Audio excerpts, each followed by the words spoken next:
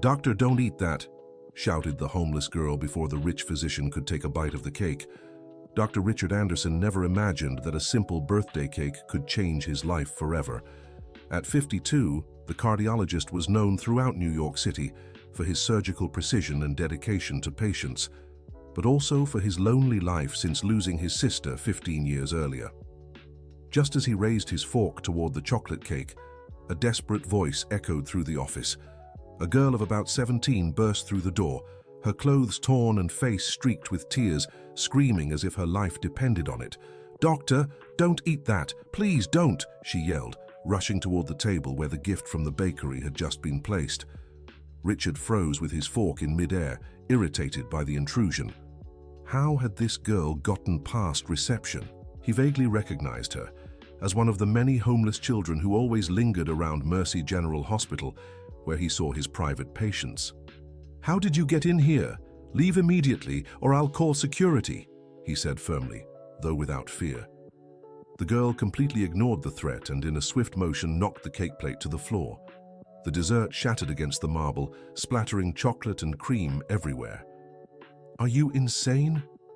Richard stood abruptly, stunned by what had just happened. "That cake cost a fortune. Doctor, listen!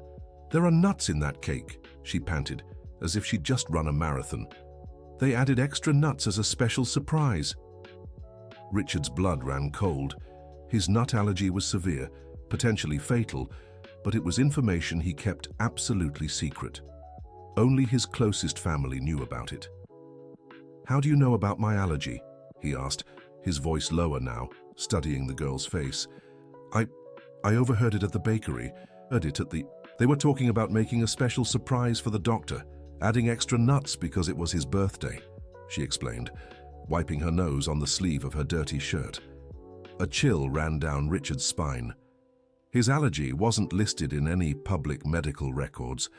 He had always been extremely careful to keep it hidden, especially working in a hospital where any physical weakness could be used against him. "Who are you?" he asked, scrutinizing her features more closely. "My name is Emily," she replied, lowering her eyes. I live around here. I always see you arriving at the hospital in the morning.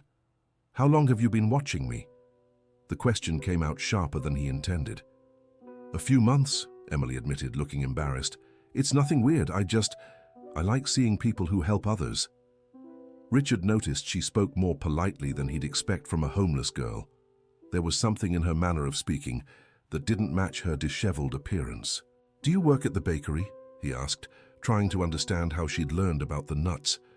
"No, but I sometimes go there. The owner sometimes gives me old bread," Emily explained, avoiding his gaze. Dear listener, if you're enjoying the story, take a moment to like and especially subscribe to the channel. It really helps those of us just starting out. Now, continuing. Richard watched as the girl turned to leave. That's when he noticed something fall from her tattered bag, an old necklace with a heart-shaped pendant that looked familiar, though he couldn't place where he'd seen it. "Wait," he said, picking up the necklace. "Is this yours?" Emily looked at the object, and her eyes filled with tears. "It was my mother's," she whispered, reaching out to take it back.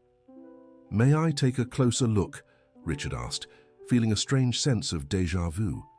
She hesitated but handed him the necklace. When he examined the pendant more closely, his heart raced. Engraved on the back was a name, Margaret. "Was your mother's name Margaret?" he asked, his voice trembling. "Yes. Margaret Anderson Roberts," Emily replied, not understanding why the doctor had gone so pale.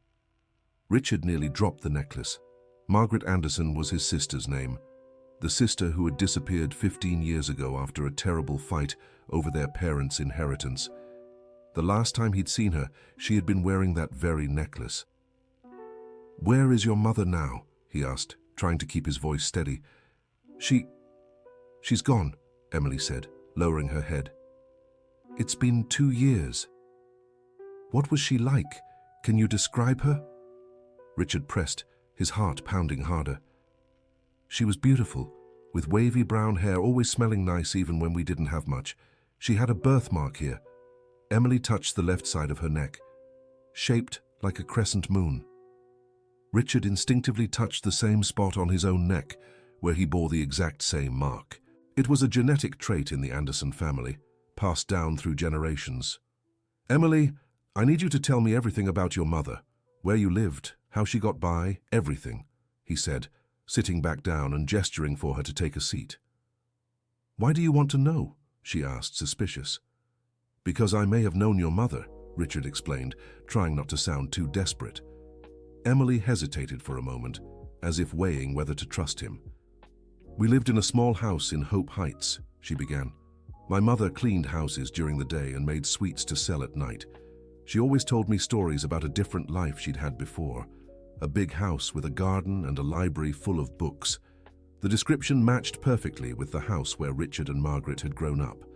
The library had been his sister's favorite place, where she'd spent hours reading and dreaming." "Did your mother ever mention having a brother?" he asked, barely able to breathe. "Sometimes she'd cry and talk about someone she'd hurt badly but still loved. She said that one day, when I was older, she'd tell me the truth about our family," Emily explained, wiping a tear from her cheek. "Emily, I need you to come with me to the hospital. I need to run some tests," Richard said, standing up. "Tests? Why?" "I'm not sick," she recoiled, frightened. "It won't hurt, I promise. I just need to confirm a suspicion I have," he explained, trying to sound reassuring. "What kind of suspicion?" she asked, still wary. Richard made a decision that would change everything. "Emily, I think you might be my niece." The girl fell silent for several seconds, processing what she'd just heard. "That's impossible. My mother never mentioned having a doctor for a brother," she said, shaking her head. "Margaret was my sister. We fought 15 years ago over our parents' inheritance, and she left, saying she never wanted to see me again," Richard explained, a heavy weight in his chest.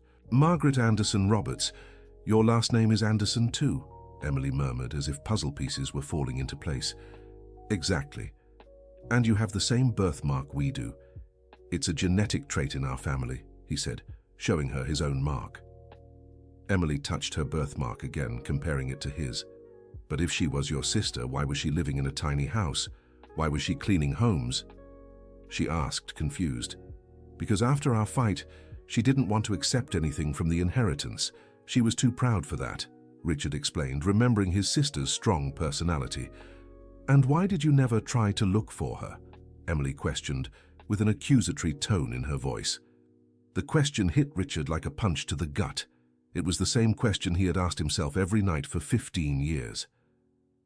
"Because I was too proud too, and when I finally swallowed my pride and tried to find her, I discovered that she was no longer alive," he said, avoiding the word that was still hard to say.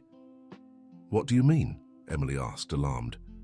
5 years ago, I hired a private detective to find her. He discovered that Margaret Anderson Roberts had died in a car accident," Richard explained, reliving the pain of that moment. "But that doesn't make sense. My mother only passed away 2 years ago, and it wasn't in a car accident," Emily said, confused. Richard felt as if the ground had disappeared beneath his feet. If Emily's mother was really Margaret, that meant the information the detective had found was wrong. Or, "Emily, are you sure your mother's name was Margaret Anderson Roberts?" he asked, needing absolute certainty.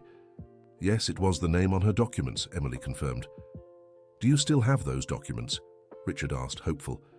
"Some. They're kept in a safe place," she replied, still cautious. "Please, I need to see them. If you really are my niece, I want to take care of you." "You don't have to live on the streets," Richard said, reaching out to her. "I don't live on the streets. I have a place to stay," Emily corrected. "Where?" he asked. "At a kind lady's house who takes care of some children. Mrs. Jenkins. She's good to us, but she doesn't have much money," Emily explained. "How many children live with this lady?" Richard asked, starting to understand the situation better. "About 6 or 7, depending on the day. Some stay a few days, others stay longer," she answered. "And how did you end up with her?" he questioned. "After my mother got sick, she took me there. She said it was temporary until she got better, but—" Emily couldn't finish the sentence. "Your mother got sick? With what?" Richard asked, both as a doctor and as a possible uncle. "It started with fatigue, then came the chest pains. She didn't want to see a doctor because she couldn't afford it. When we finally got public health care, it was too late, Emily explained, tears in her eyes. Richard felt a deep pain in his chest. If it really was Margaret, she had suffered, and he hadn't even known. Worse, as a cardiologist, he could have saved his sister's life. What kind of heart problem did she have? He asked professionally. The doctors said it was a valve issue, that she needed a very expensive surgery, Emily explained.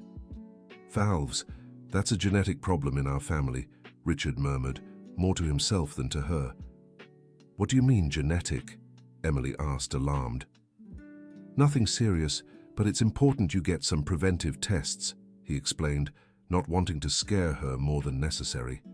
Dear listener, if you're enjoying the story, take a moment to like and especially subscribe to the channel. It helps us a lot as we're just starting out. Now, continuing. Emily fell silent for a few moments, absorbing all the information. If you really are my uncle, why did my mother never tell me about you? She finally asked. Because she was probably too hurt by our fight. We said terrible things to each other that day, Richard admitted, feeling ashamed. What kind of things? She asked. Richard hesitated. The memories of that day were still painful. Our parents had died in an accident 6 months earlier. Margaret wanted us to split everything equally. The house, the money, the investments. I thought that since I had invested in my medical education and she had chosen to only finish high school, I deserved a larger share, he explained, ashamed of his words from 15 years ago. And what did she say? Emily asked. She said I was being greedy and selfish, that our parents would be disappointed in me. I told her she was being irresponsible and didn't know the value of money, Richard continued, each word weighing on his conscience. And then, she pressed, then she said she'd rather have nothing than share anything with me. She took just a few clothes, our mother's jewelry, and left. Said I was dead to her, Richard finished, his voice breaking. And you just let her go? Emily asked, disbelieving. I thought she'd come back. I figured after a few days she'd realize she was being too dramatic. But weeks passed, then months. And my pride wouldn't let me reach out first, he admitted. But you said you tried to find her later, Emily recalled. Yes, 5 years ago when I realized she really wasn't coming back on her own. But the detective told me she had died in an accident, that she was buried at Peaceful Rest Cemetery, Richard explained. Peaceful Rest? My mother is buried at St. Francis Cemetery, Emily said, confused. Richard paused to process this. 2 different cemeteries, 2 different versions of the same story. Emily, can you take me to your mother's grave? He asked. Why? She hesitated. Because I need to be sure. If she really was my sister, I need to apologize to her even if it's too late, Richard explained. Emily studied his face for a moment, as if deciding whether to trust him. Fine. But first, I want to see those tests you mentioned, she finally said. Of course, we can do that right now if you want, Richard agreed, relieved she was accepting. And if the tests confirm we're family, what happens next? She asked. Then I'd like to take care of you. Give you the life your mother deserved to have, Richard answered sincerely. I don't want to be a burden to anyone, Emily said defensively. You wouldn't be a burden, you'd be a gift. A second chance life is giving me to do things right, he explained. They left the office together and headed to the hospital lab. Along the way, Richard noticed how Emily moved carefully through the halls, greeting some nurses and cleaning staff who recognized her. Do you come here often? He asked. Sometimes. When someone from Mrs. Jenkins's house is sick, I bring them to the ER. And sometimes I just watch, she admitted. Watch what? He asked curiously. The people who work here, how you all help others. I've always found it interesting, Emily explained. In the lab, Richard explained to the technician that they needed an urgent DNA test. He used his influence at the hospital to have it processed the same day. Will it hurt? Emily asked as the technician approached with the needle. Just a quick pinch, Richard assured her, holding her hand. During the test, he noticed Emily watching each procedure closely, asking smart questions about the process. Have you ever thought about studying medicine? He asked. Medicine? I didn't even finish high school, she laughed bitterly. Why not? Richard questioned. Because after my mother got sick, I had to work to help pay for her medicine and treatment. There wasn't any time left to study, she explained. What kind of work did you do? He asked. Whatever came up. I cleaned houses, took care of kids, sold sweets on the street, helped at fairs, Emily listed. Richard felt a growing admiration for the girl. Even so young, she had taken on responsibilities many adults couldn't handle. Did you like studying when you were in school? He asked. I loved it, especially biology and chemistry. I always had a knack for those subjects, she replied, her eyes shining. And what did you like most about biology? Richard continued, noticing her genuine interest. Learning how the human body works, how each organ has its function and how everything connects. It's fascinating, Emily explained enthusiastically. You know that's exactly the foundation of medicine, right? He said, smiling. Yes, but medicine is for rich people. People like me don't stand a chance, she said with resignation. Emily, if you really are my niece, I want you to know you can dream of anything. I'll help you reach your goals, Richard promised. And if I'm not your niece? She asked. Even then, I'd still want to help. Anyone with your determination and intelligence deserves a chance, he replied sincerely. While waiting for the test results, Richard took Emily to explore different areas of the hospital. She asked questions about everything: equipment, procedures, medical specialties. Why did you choose to be a cardiologist? She asked as they passed the cardiac ICU. Because the heart is the most important organ in the body. When it stops, everything stops. And also because our family has a history of heart problems, he explained. Our family? She caught the word immediately.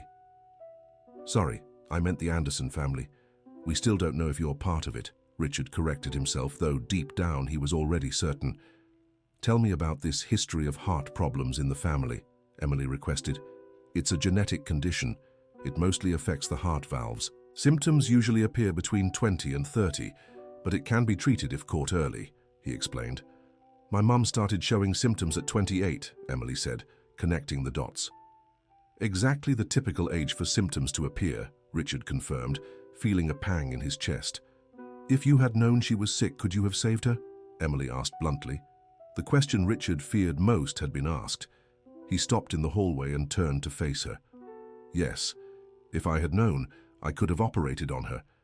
It's the kind of surgery I do almost every day, he admitted, weighed down by guilt. Emily stayed silent for a moment, processing the information. So my mom died because you two were too proud to talk to each other? She asked, tears in her eyes. I guess so, Richard admitted, feeling like the worst person in the world. How could you do that? How could you let pride be more important than love? Emily asked, her voice breaking. Richard had no answer, and it was the same question he had asked himself every day for 15 years. There's no excuse for what we did. It was pure foolishness, he said honestly. She talked about you, you know, Emily said, wiping her tears. Especially when she was sicker. She said she missed her brother, but that he would never forgive her. Forgive her? I was the one who needed forgiveness, Richard said, surprised. She thought you hated her for refusing the inheritance. Said you must have thought she was ungrateful, Emily explained. That's not true. I never thought that. I was hurt, but I never hated her, Richard clarified. So why didn't either of you try to reconcile before? She asked. Because we were both young and foolish, and later when we got older, the time that had passed seemed to make everything harder, he explained. At that moment, Richard's phone rang. It was the lab, informing him that the results were ready. Are you ready to find out the truth? He asked Emily. I think I already know what the result will be, she said, touching the birthmark on her neck. They returned to the lab in silence. The technician handed the sealed envelope to Richard, who offered it to Emily. Do you want to open it? He asked.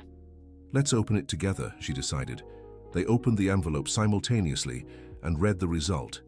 A 99.97% genetic match for an uncle-niece relationship.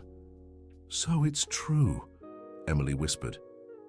You're my niece, Richard confirmed, tears in his eyes. They embraced right there in the lab, weeping for the lost years and the chance they would never have to ask Margaret for forgiveness. Now, will you take me to your mother's grave? Richard asked when they pulled apart. Of course, Uncle Richard, she said, testing how it sounded to call him that. How strange it is to hear that, he smiled, for the first time in a long while. They took Richard's car and drove to St. Francis Cemetery, Along the way, Emily shared more details about the life she had led with her mother. She worked hard, but she always made time to teach me things. Math, English, a little Spanish. She said education was the one thing no one could ever take from me, Emily recounted. She was always like that, even as a child. She loved learning and teaching, Richard recalled, smiling. She taught me how to make the sweets she sold. She had special recipes she said were family secrets, Emily continued. Our mother was a baker. Margaret learned all the recipes from her, Richard explained. So I have baker's blood in me too, Emily asked excitedly. It seems so. Maybe you inherited the talent, he said. My mother always said I made the sweets even better than she did, Emily said proudly. Do you still bake? Richard asked. Sometimes, for the other kids at Mrs. Jenkins' home. They love them, she replied. When they arrived at the cemetery, Emily led Richard to a simple grave with a modest headstone that read, Margaret Anderson Roberts, loving mother and warrior woman. Richard knelt before the grave and placed his hand on the headstone. Margaret, I'm so sorry. I'm sorry for everything I said, for all the time we lost, for not being here when you needed me, he said, his voice breaking. Emily knelt beside him. She knew you loved her, Uncle Richard. Even hurt she knew, she said, touching his shoulder. How can you be sure? He asked. Because she kept this for you, Emily said, pulling a yellowed envelope from her bag. Richard took the envelope with trembling hands. It was addressed to him, in Margaret's unmistakable handwriting. When did she write this? He asked. A few days before she passed. She told me to give it to you personally if I ever found you, Emily explained. Richard carefully opened the envelope and began reading the letter aloud. My dear brother Richard, if you're reading this letter, it means my daughter Emily has found you. I always knew you two would meet someday because you're so much alike. First, I want you to know I never hated you. I was hurt, yes, but hurt because I loved you too much and couldn't understand how you could doubt my love for our family. Second, I want you to know I regret nothing. The life I lived was hard, but it was my choice. And she gave me the greatest gift I could ever have, my daughter Emily. She's special, Richard. She's as smart as you, as determined as our mother, and has a heart bigger than the world. If anything happens to me, I know you'll take care of her just as I would. Don't blame yourself for what happened between us. We were both young and stubborn, but time has taught me that family love is stronger than any fight. Take care of my girl. Teach her everything you know. And if she wants to study medicine like you, please help her. She has the talent. She just needs the opportunity. I love you forever, Margaret. P.S. The recipe for your favorite chocolate cake is in the notebook I left with Emily. No nuts, of course. Richard finished reading the letter with tears streaming down his face. Emily was crying too, hearing her mother's final words to her uncle for the first time. She really loved you, Emily said. And I loved her too. I never stopped loving her, Richard replied. Dear listener, if you're enjoying the story, don't forget to like and subscribe to the channel. It helps us a lot as we're just starting out. Now back to the story. They sat in silence for a few minutes, each lost in their own thoughts. Finally, Richard stood and reached out his hand to Emily. Let's go home, he said. Home? She asked. To our home. If you want, of course, he clarified. But what about the other kids at Mrs. Jenkins' place? I can't just leave them, Emily said, worried. We won't leave anyone behind. We'll figure out how to help all of them, Richard promised. How? She asked, curious. Well, I have a big house that's practically empty, and I have the means to care for more people. Maybe we can create something official, a support program, he explained. You'd really do that? Emily asked, disbelieving. I would. Margaret always had a generous heart, and it seems you've inherited that from her. I can do no less, Richard said. On the way back, they stopped at Mrs. Jenkins' house so Emily could gather her things and explain the situation. The house was small and simple, but clean and welcoming. Mrs. Jenkins was a woman around 60, with graying hair tied in a bun and a warm smile that radiated kindness. Emily, I was so worried about you, she said, hugging the girl. Mrs. Jenkins, this is my Uncle Richard. We just found out we're family, Emily explained. Your uncle, what a blessing. Mrs. Jenkins exclaimed, shaking Richard's hand. How many children do you care for? Richard asked, glancing around. Well, officially none. I don't have the paperwork for it. But the kids show up here and I can't turn them away, Mrs. Jenkins explained simply. How many are here now? He asked. 6, counting Emily. But sometimes more come, she replied. And how do you manage? Richard asked, concerned about the difficult situation. I have a small pension and the older kids help however they can. It's not much, but we make do, Mrs. Jenkins said with dignity. Mrs. Jenkins, I'd like to propose a partnership, Richard said, surprising both her and Emily. What do you mean? She asked. I have a big empty house and the resources to care for the children properly. You have the experience and the heart to welcome them. What if we joined forces? He suggested. Are you serious? Mrs. Jenkins asked, stunned. Completely serious. We could create an official foster program with all the necessary paperwork. The kids would have proper meals, education, medical care, Richard explained. And me? What would my role be? She asked. To be the program coordinator, he said. Taking care of the children's daily needs just as you already do, but with all the necessary support, he explained. Mrs. Jenkins fell silent for a few moments, processing the proposal. And could the children choose whether they want to go or stay here? She asked. Of course, no one would be forced into anything, Richard assured. Then I accept, but on one condition, she said. What is it? Richard asked. The children who choose to stay here also receive the same support. I don't want any of them to feel abandoned, Mrs. Jenkins stipulated.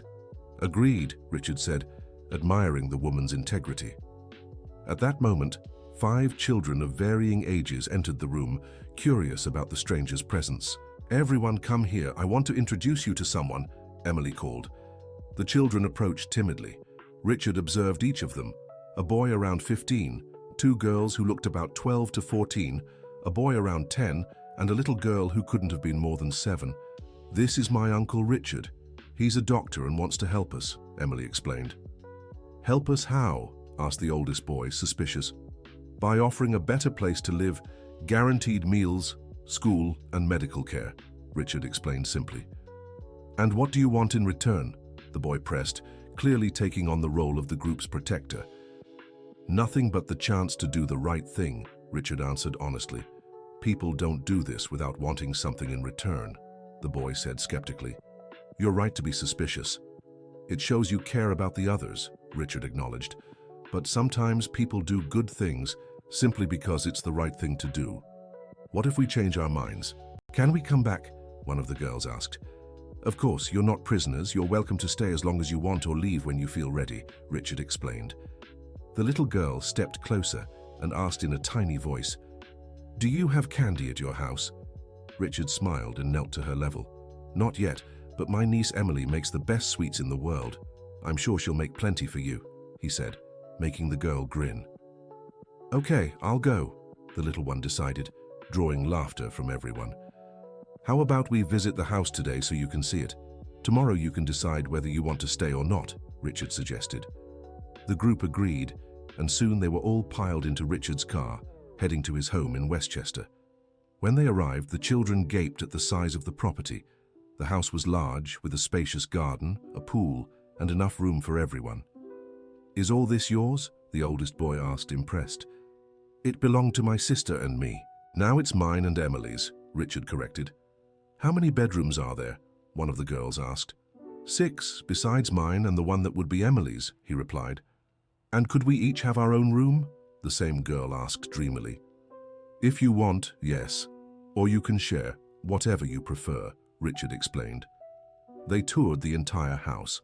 The children were especially amazed by the library, which took up a whole room with floor-to-ceiling shelves. Are all these books yours? The 10-year-old boy asked. Mine and my sister's. She loved to read, Richard explained, thinking of Margaret. Can we read them? The boy asked. Of course. Books only have value if they're read, Richard answered. Emily watched everything in silence, still processing all the changes in her life. Are you okay? Richard asked her when they were alone for a moment. It's a lot to take in. Yesterday morning I was an orphan, living on charity. Now I have an uncle, a home, a family, she said, looking around. And how do you feel about that? He asked. happy but also scared. And sad that my mother isn't here to see this, Emily admitted. She's watching, in some way. And she's proud, Richard assured. How can you be sure? She asked. Because when I look at you, I see the best of her. Her kindness, her intelligence, her strength. She lives on through you, he explained. That evening, all the children decided to stay. Richard hired a catering company to bring dinner for everyone, and they ate on the porch, talking and laughing like a family. Dr. Richard, can I ask you something? Said the oldest boy, who had introduced himself as Ryan. Of course, Ryan. And you can just call me Richard, he replied. Why are you doing this? Really? Ryan asked. Richard thought carefully before answering. Because I spent 15 years of my life wasting time on pride and resentment when I could have been taking care of the people I love. I don't want to waste any more time, he answered honestly.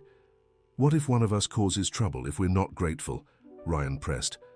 Then you'll just be normal teenagers, Richard laughed. I don't expect you to be perfect. I just expect you to be yourselves. What if I want to study medicine like you? Emily asked, surprising everyone. Then we'll start studying tomorrow. You'll need to finish high school first, but we can do that through accelerated prep courses, Richard replied enthusiastically. Really? You'd do that? She asked, her eyes shining. Of course. In fact, whatever any of you want to study, we'll find a way, he promised. I want to be a teacher, said 10-year-old Nathan. I want to be a vet, said one of the girls, Olivia. I want to cook, said the youngest, Lily. And I want to be an engineer, said Ryan. And I want to study psychology, said the last girl, Megan. Then we'll make it all happen, Richard said, smiling. But how? Ryan asked, still skeptical. With patience, dedication, and a solid study plan for each of you, Richard explained. In the following days, Richard put the plan into action. He hired tutors, enrolled the children in schools suited to their ages, and turned one of the house's rooms into a shared study space. Mrs. Jenkins moved in as well, officially taking on the role of coordinator for what they decided to call the Margaret Family Project, in honor of Richard's sister. Why that name? Emily asked as they painted a sign for the house's entrance. Because your mother always believed in the power of caring for one another. This project is what she would have done if she'd had the means, Richard explained. Do you think she'd approved? Emily asked. I'm sure of it. In the letter she left, she said, you had a heart bigger than the world. Now I see where that comes from, he said, watching as she tenderly looked after the younger children. 3 months later, the project was running smoothly. The children were all attending school. Ryan had secured a scholarship for a technical engineering course, and Emily was studying intensively for medical school entrance exams. How's the studying going? Richard asked her one night when he found her in the library late. Hard, but rewarding. Every new thing I learn reminds me of my mother talking about how perfect the human body is, she replied. She'd be proud of you, Richard said, sitting beside her.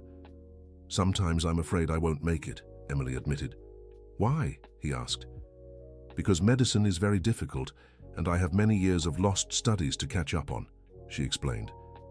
Emily, you saved my life that day in the office, not just physically by saving me from the allergy, but you gave me a family back. If you can do that, you can do anything, Richard said, touching her shoulder.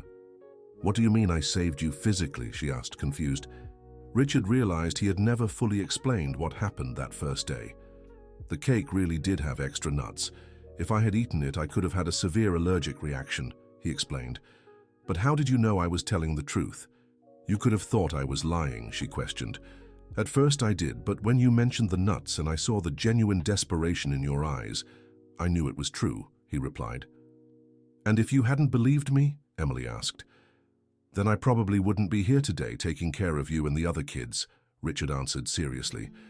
So was it fate that brought us together? She asked. Or maybe it was your mother, watching over both of us from above, he suggested. I like that version better, Emily smiled. A year later, Emily took the medical school entrance exams for 3 different universities. She was accepted to all 3, with grades high enough to earn a full scholarship at the best one. I did it! I did it! She shouted, running through the house with the results in her hands. All the children gathered in the living room to celebrate. Richard felt overwhelming emotion seeing her happiness. "Your mother would be so proud," he said, hugging her. "And you? Are you proud?" she asked. "More than you can imagine," he replied, tears in his eyes. 2 years later, the Margaret family project had grown. They had officially registered the organization, obtained the necessary certifications, and were caring for 15 children. The house had been expanded to accommodate everyone properly. Emily was in her 3rd year of medical school, already showing the same talent and dedication Richard had in the field.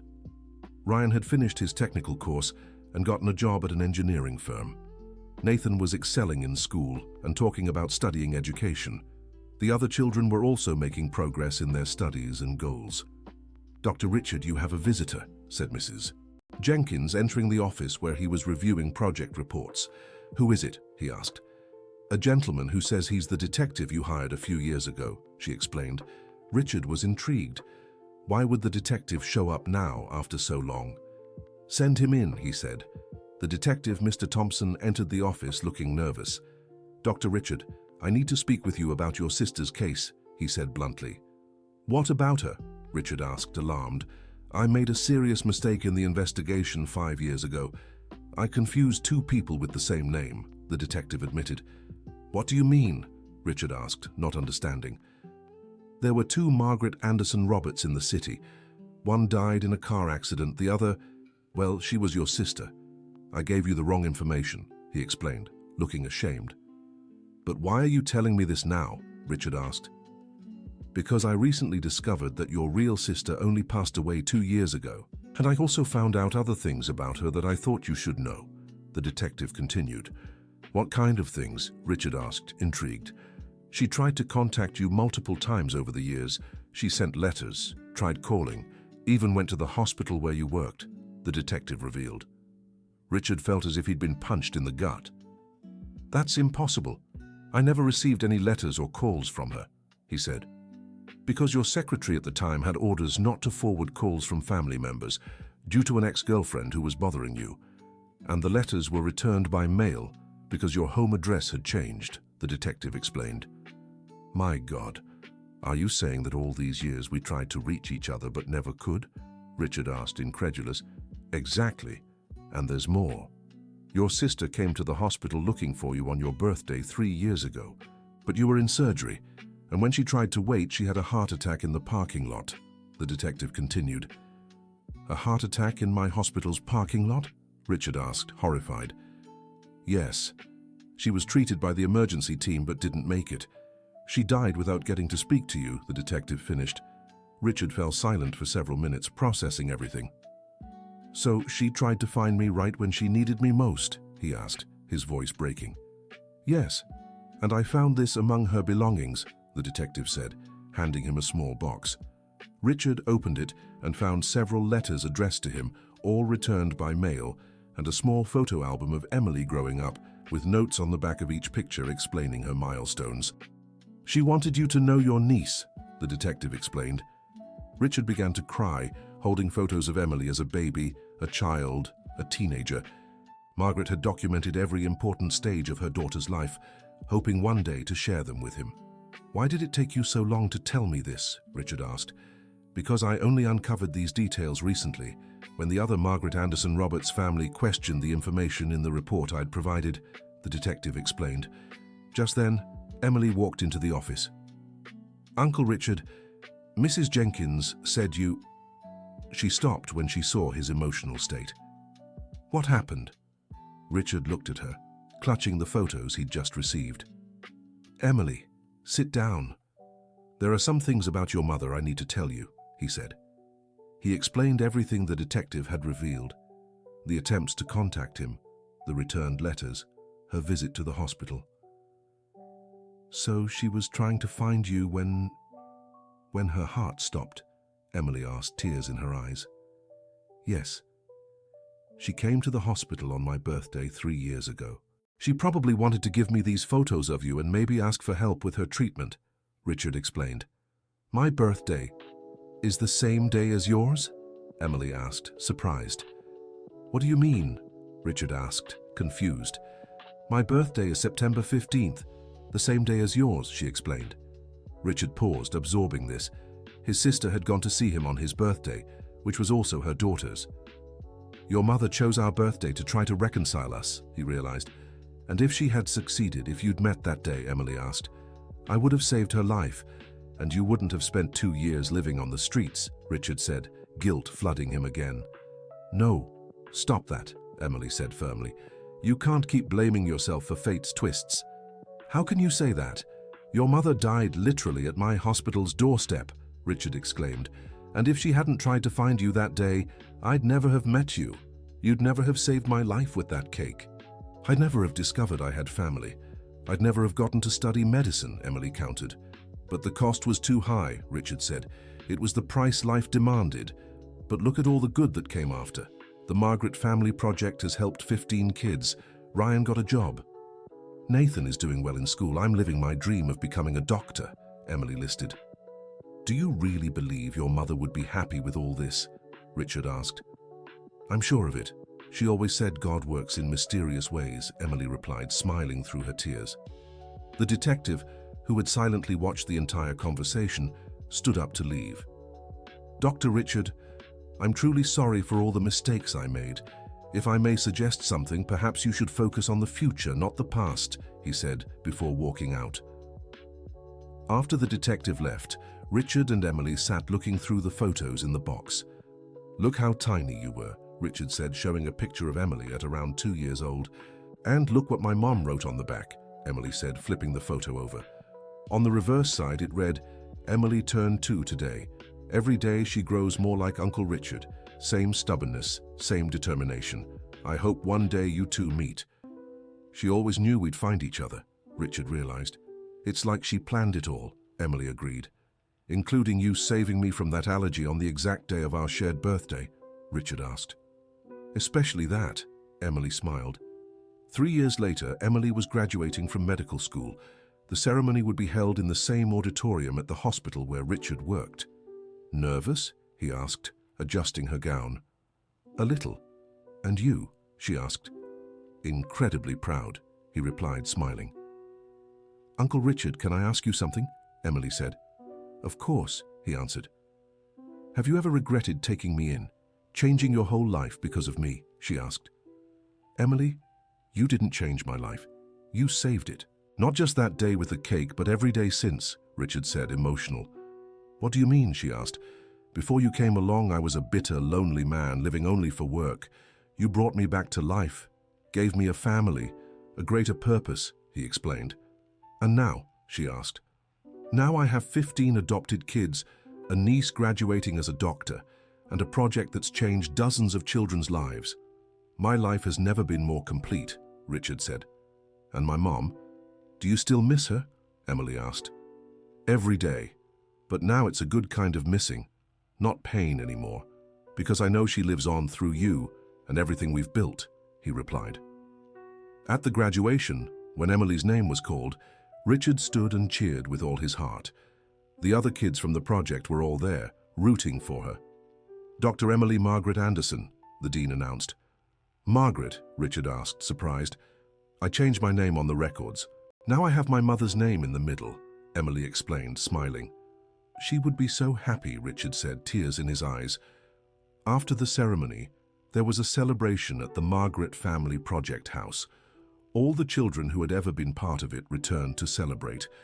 Ryan brought his girlfriend, Nathan shared his excellent first-year grades in education, and the other kids brought their own achievements. Dr. Richard, can I talk to you? Ryan asked, stepping forward. Of course, Ryan. And how many times have I told you to just call me Richard? He laughed. Today's special, Ryan said, nervous. I wanted to thank you for everything you've done for me, for all of us. No need to thank me. I'm the one who's grateful you let me be part of your lives, Richard replied. But I want to say something. I got a better job, good pay, and I want to help support the project financially, Ryan said. Ryan, you don't have to, Richard began. I want to. Not out of obligation, but gratitude. And also because I want other children to have the same opportunity I had, Ryan interrupted. So I accept. But on one condition, Richard said. What? Ryan asked. That you become an official member of the project's board. Your ideas and experience are invaluable, Richard proposed. Me? On the board? Ryan asked, surprised. Why not? You understand the needs of at-risk children better than anyone, Richard argued. I accept, Ryan said excitedly. During the party, Richard watched all the children and young adults there, celebrating their achievements. Each had a different story, but they all shared the experience of being welcomed when they needed it most. What are you thinking about? Emily asked, approaching him. I'm thinking about how happy your mother would be to see all this, he replied. She is seeing it, Emily said with certainty. How can you be so sure? Richard asked. Because every time one of these children smiles, every time someone achieves something, every time you show love and care, it's like she's here with us, Emily explained. You're right, Richard agreed. That night, after everyone had gone to sleep, Richard and Emily sat on the porch looking at the stars. Uncle Richard, can I tell you a secret? Emily said. Of course, he replied. That first day, when I burst into your office, I didn't know you were my uncle, she admitted. What do you mean? Richard asked, surprised. I really did hear about the nuts in the cake at the bakery. And when I saw it was for Dr. Richard Anderson, I remembered my mother sometimes mentioned a Richard. I thought it might be a coincidence, but something told me to warn you, she explained. So you saved me before even knowing we were family? Richard asked, moved. I think it was instinct. Or maybe my mother whispering in my ear. Emily smiled. And when did you realize we were family? He asked. When you said my name and I saw the emotion in your eyes. It was like something clicked into place, she replied. You know what? I knew it too in that moment. Even before the DNA test, Richard admitted. How? Emily asked. Because when I looked at you, I saw my sister at your age. The same determination, the same kindness, the same strength, he explained. And you weren't scared? Finding out you had a niece all of a sudden? She asked. Not scared, moved. It was like a part of me that had been missing for 15 years had come back, Richard answered. And now? Do you regret anything? Emily asked. Only that I didn't find your mother in time, but I don't regret anything we've built together, he replied. Me neither.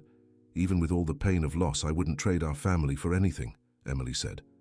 They fell silent for a moment, each lost in thought. You know what moves me the most? Richard said, breaking the silence. What? Emily asked. Seeing that you chose medicine not because of my influence, but because of your own calling. Your mother would be proud, he said. I chose medicine because I want to save lives, like you saved mine, Emily explained. I didn't save your life. You saved mine, Richard corrected. Then we saved each other, she concluded. And we've saved many other lives along the way, Richard added, glancing at the house full of sleeping children. Uncle Richard, there's something I want to ask you, Emily said. Anything, he replied. When I graduate and start working, I want us to expand the project. I want to open a free clinic for at-risk children, she proposed. You want to go into cardiology like me? Richard asked, surprised. Yes. To care for children with heart problems like my mother had, so other families don't have to go through what we did, Emily explained. Then that's what we'll do. Together, Richard promised. Together, Emily confirmed, extending her hand. They shook hands, sealing not just a professional agreement, but a commitment to continue the work of love that had begun with a poisoned cake and a brave girl. 5 years later, the Margaret Anderson Clinic was running at full capacity. Emily had specialized in pediatric cardiology and worked alongside her uncle, saving children's lives every day. The Margaret Family Project had become a national reference for caring for at-risk children. Ryan was finishing his degree in civil engineering and planned to build new homes for the project. Nathan was in his final year of education studies and already worked as a mentor for the younger children. The other kids were also pursuing their dreams. Dr. Emily, there's a child in the emergency room who needs urgent heart surgery, the nurse informed. On my way, Emily replied, washing her hands.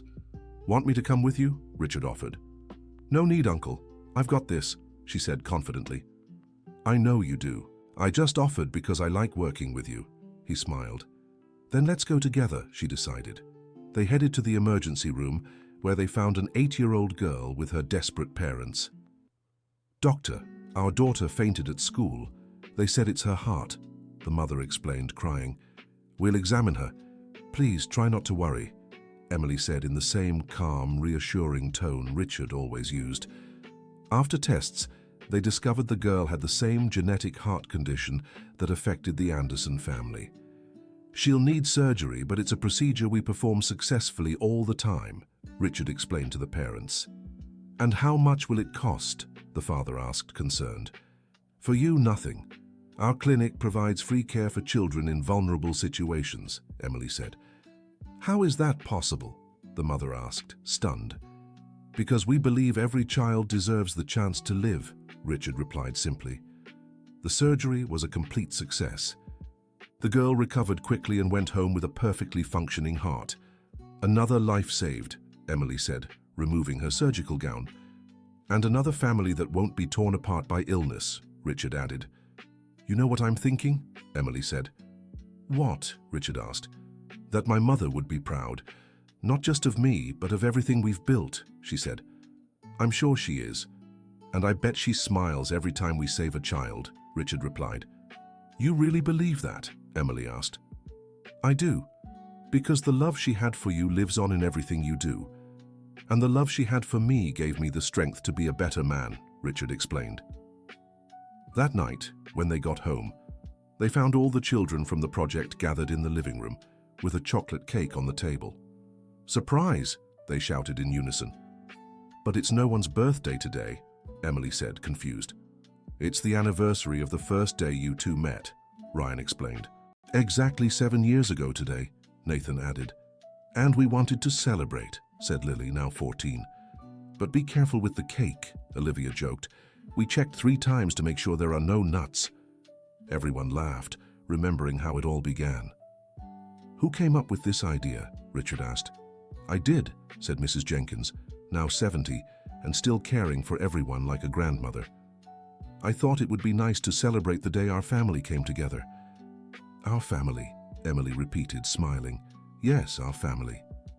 A family that began with a tragedy averted and turned into a story of love and hope," Richard said.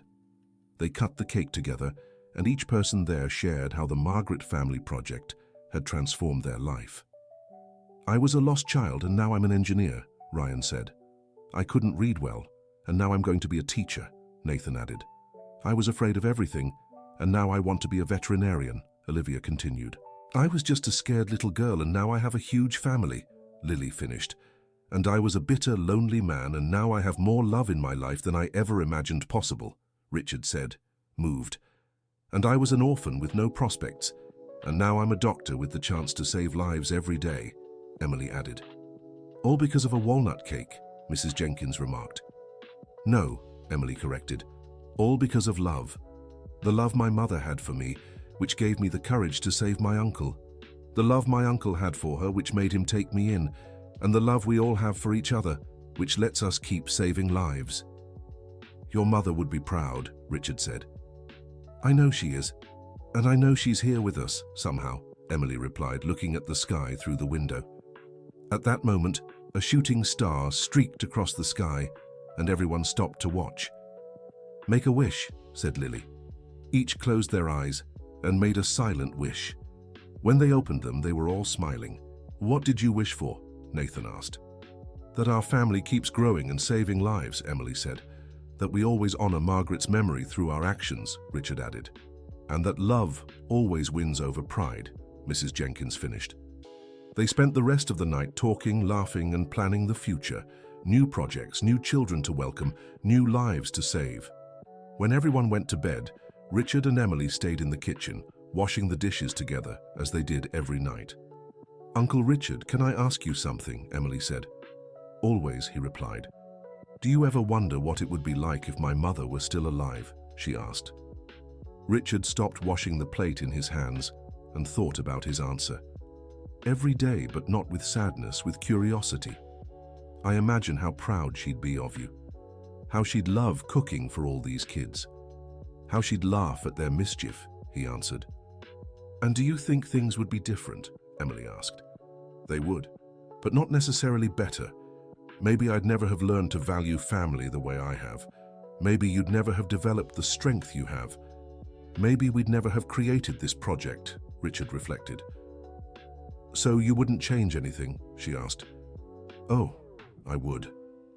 I'd change the pain you had to go through. I'd change the years your mother suffered alone. But I wouldn't change who we are today or the family we've built, he replied. Neither would I, Emily agreed. You know why? Richard asked. Why? She questioned. Because we've learned that family isn't just who you're born with. It's who chooses to stay with you. It's who loves you through the hard times. It's who celebrates your victories as if they were their own, Richard explained. And who saves you from poisoned cakes, Emily added, laughing. Especially that, Richard laughed too. They finished washing the dishes in comfortable silence, each lost in thought, but united by gratitude for having found each other. Good night, Uncle Richard, Emily said, kissing his forehead. Good night, my dear niece, he replied, returning the affection. When Emily went up to her room, Richard stayed alone in the kitchen for a few minutes. He looked around, seeing the children's drawings on the refrigerator, the study schedules stuck to the wall, the family photos scattered in every corner. Thank you, Margaret, he whispered into the air. Thank you for giving me a second chance to be a brother. Thank you for giving me a family. And thank you for teaching me that love always finds a way to win. He turned off the lights and went up to his room, his heart full of gratitude and peace. Upstairs, Emily gazed out her bedroom window, watching the stars. Thank you, Mum, she whispered. Thank you for giving me courage that day. Thank you for teaching me the importance of caring for others. And thank you for giving me the best uncle in the world. A gentle breeze drifted through the window, like a tender response. Emily smiled and lay down, knowing that the next day there would be more lives to save, more children to welcome, more love to share. The story that had begun with a desperate cry from a girl trying to save a stranger had turned into the most beautiful tale of family love, a story that proved sometimes the greatest blessings come disguised as tragedies, and that true love always finds a way, even through the most unlikely circumstances. And every night, as the children of the Margaret Family Project lay down to sleep in their safe, warm beds, they knew they were loved unconditionally, not just by Richard and Emily, but by an angel named Margaret, who continued to watch over them from heaven, ensuring no child would ever feel alone in the world. The end. What a touching story. How did you feel following Richard and Emily's journey? Let us know in the comments which moment moved your heart the most, and if you know any similar stories of family reconciliation. Don't forget to like and subscribe for more heartwarming tales.